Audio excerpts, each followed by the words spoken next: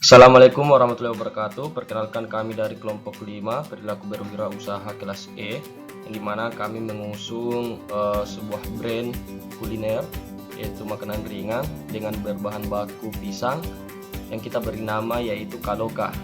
Kaloka merupakan singkatan dari Karopok Loka yang berasal dari bahasa Mandar atau bahasa Bugis dan bahasa Sulawesi lainnya yang berarti keripik pisang. Jadi untuk alur diagram pembuatan itu, pertama-tama kita akan memilah bahan, kemudian membersihkan bahan baku, perendaman, kemudian pemotongan. Nah, di sini perendaman pemotongan ada beberapa alur yang bolak-balik, kemudian ada penggorengan, pengolahan, kemudian kita masuk pada proses pengemasan atau branding. Jadi yang pertama itu kita akan melakukan pemilihan bahan. Nah, di sini kita lihat kriteria bahan seperti apa sehingga sesuai dengan produk usaha kami. Nah, pertama itu kita akan memilih bahan baku yang sesuai dengan kriteria usaha seperti yang saya jelaskan tadi. Nah, terutama pada jenis pisang. Nah, jenis pisang ini kita gunakan ialah pisang kepok yang masih mentah atau setengah matang atau hampir matang. Kami mengancang-ancang pembelian bahan baku ini dari pengepul dengan pertimbangan aksesnya lebih mudah kita dapatkan, kemudian membantu dalam distribusi barang jika suatu hari atau kedepannya kita akan membutuhkan bahan baku yang lebih banyak lagi. Nah, kemudian setelah itu kita akan melihat beberapa bahan baku lainnya seperti baking soda, garam, minyak goreng, perasa. Nah, di sini perasa ini bisa kita tentukan dalam bentuk bubuk maupun batangan. Misalnya coklat bubuk, green tea bubuk, red velvet bubuk, dan balado bubuk. Dan ada beberapa produk kami akan menggunakan seperti batangan, misalnya coklat batang seperti itu.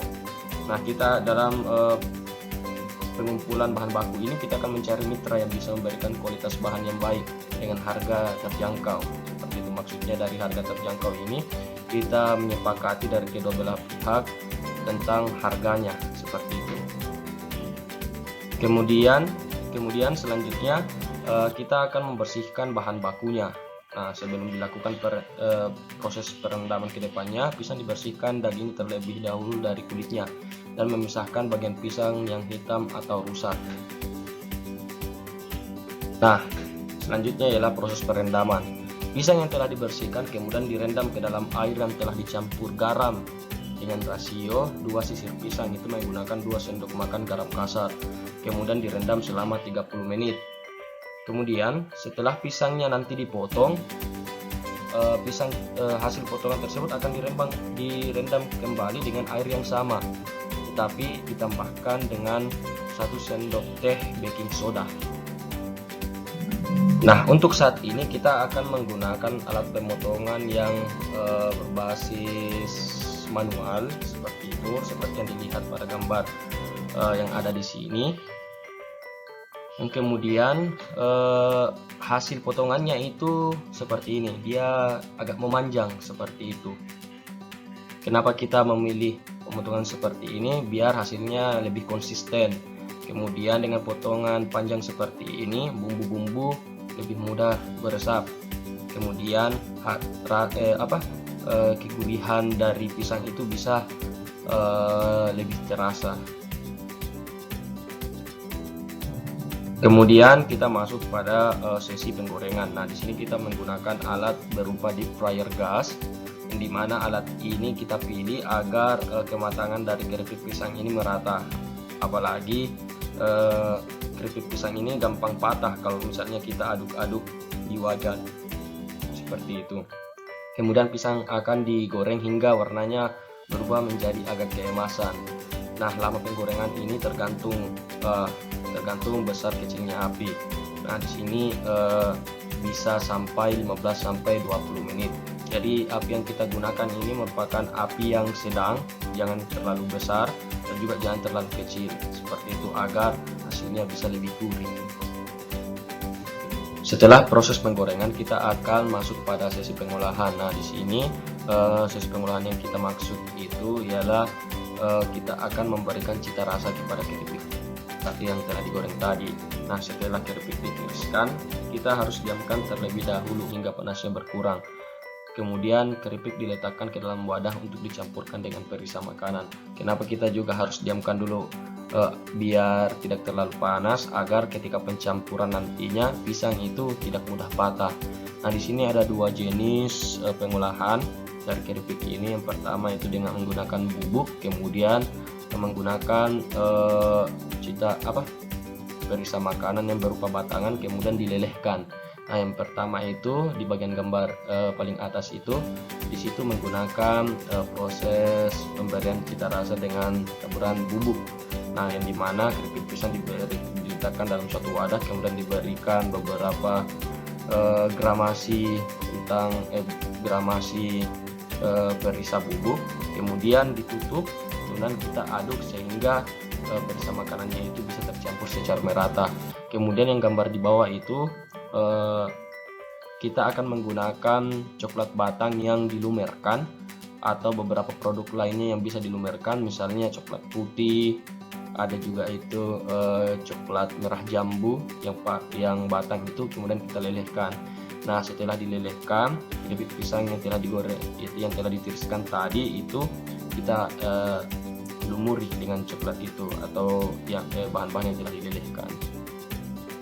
Nah, setelah produk pisang kita jadi, sudah diberikan cita rasa, nah kita masuk ini proses branding. Nah, di sini kita menggunakan dua jenis branding, yaitu aluminium foil dan toples. Nah, untuk aluminium foil sendiri itu kita akan memberikan pada kemasan yang beratnya itu mencapai 70 gram dari produk kami. Misalnya 70 gram produk Kaloka itu kita kemas dalam bentuk umum. Kemudian untuk ukuran size jumbonya itu kita akan masukkan dalam kategori premium yang bisa menampung hingga 100 hingga 250 gram produk Kaloka. Berat bersihnya kita masukkan seperti itu. Nah, ini juga merupakan salah satu keunggulan dari produk kami, yang dimana beberapa produk pisang lainnya tidak menggunakan toples dalam penjualannya seperti itu. Nah, kemudian nanti kemasan ini akan kita berikan warna yang cantik, gambar yang unik, sehingga dapat memikat para calon pembeli seperti itu. Nah, untuk karakteristik dari usaha kita sendiri itu, pertama, kami berusaha memberikan modernisasi dalam pelayanan konsumen untuk melestarikan cemilan lokal yang memiliki rasa sesuai dengan lidah anak muda sekarang. Menjadikan media sosial sebagai partner usaha kami, sebagai penampung saran dan pembeli, sekaligus sebagai wahana untuk melakukan promosi produk kami. Kemudian yang kedua yaitu menyediakan lapak secara online dan offline. Kita memaksimalkan penggunaan produk digitalisasi sebagai pendukung usaha kami. Khusus untuk lapak secara offline, kita akan berusaha agar bisa menjadi mitra kafe-kafe, restoran, hotel, atau perusahaan-perusahaan lainnya seperti itu. Kemudian karakteristik dari produk kami yaitu kami memiliki ragam pilihan rasa untuk menjangkau lebih banyak konsumen sesuai selera mereka.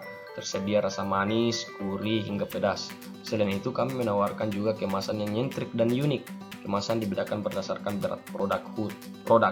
Khusus untuk 70 gram kami gunakan kemasan aluminium foil, sedangkan untuk size jumbo dari 150 hingga 250 gram kita gunakan kemasan toples atau plastik.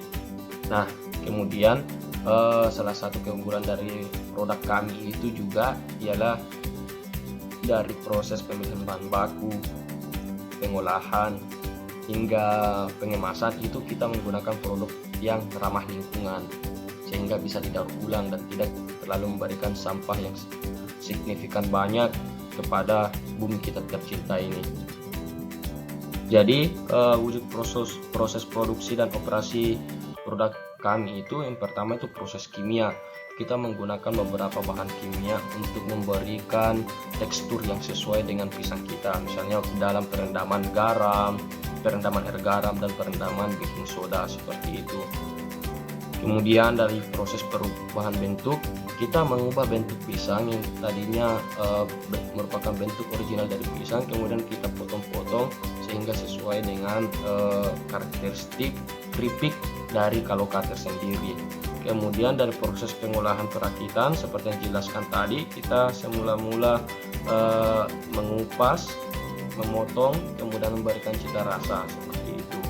Kemudian untuk proses transportasi, nah di sini kita akan bekerja sama dengan beberapa platform-platform yang menyediakan jasa distribusi. Misalnya saya sebutkan mereknya yaitu JNE, JNT, atau dalam jarak tertentu dalam jangkauan kita bisa kita kirimkan menggunakan Gojek, Grab, seperti itu. Nah, untuk jenis proses produksi dan operasi, kita menerapkan proses produksi terus-menerus. Kita akan menentukan secara signifikan setiap hari itu kita akan mengeluarkan produk berapa, dan kita akan memberikan produk apakah dalam setiap hari atau setiap 2 hari atau setiap minggunya. Kenapa kita memilih prinsip ini? Karena kita menggunakan konsep kapital, konsep paham kapital ya, paham ekonomi kapital, yang dimana kita meyakini bahwa banyak produk itu akan mempengaruhi pasar seperti itu. Jadi kita tidak akan tergantung dengan pasar, tetapi kita akan memengaruhi pasar. Nah, dengan confidence seperti ini, kita yakin kita bisa menguasai pasar khusus untuk produk makanan ringan. Inilah tim kami, terdiri dari 5 orang yang luar biasa yang akan mendukung direalisasikannya produk Kaloka ini. Semoga produk Kaloka ini bisa berkembang nantinya. Kami ucapkan terima kasih banyak karena teman-teman telah menonton video kami, dan apabila ada kritik saran silahkan atau beberapa pertanyaan silahkan tulis di kolom komentar ya. Nanti kalau ada kesempatan kita bisa balas seperti itu. Terima kasih. Apabila ada salah kata, kami mohon maaf. Assalamualaikum warahmatullahi wabarakatuh.